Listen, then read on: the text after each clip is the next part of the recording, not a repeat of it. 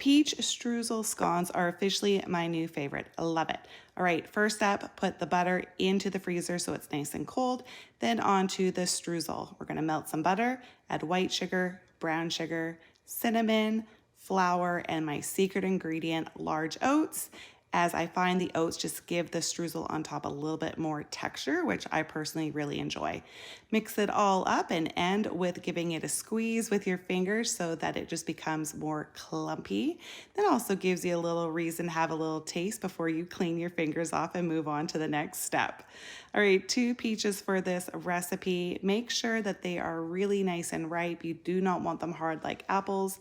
You want them sweet and juicy and ready to bake up, which will cause a little bit of issue if you do not bake your scones long enough. Make sure if you use wet fruit like raspberries and peaches in your scones to give them an extra few minutes because there's a lot of moisture in there. All right, dry ingredients, 3 cups of flour and then a half a cup of white sugar, 3 teaspoons of baking powder, a half a teaspoon of baking soda. I do not use salt as it is in my butter. Now, I personally like to get my cream ready to go before I bring my butter out of the freezer, just so that I don't waste any time doing that and I can keep the butter nice and cold, as that is top priority for beautiful scones.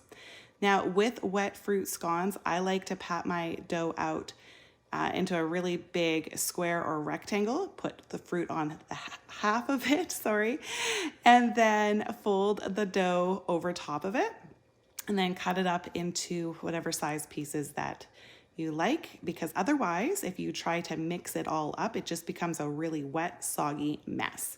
Time for the streusel topping. The big key with the streusel is to make sure that after you put it on top of the scones, to press gently down just to secure it in and onto the scone so it stays on while it bakes.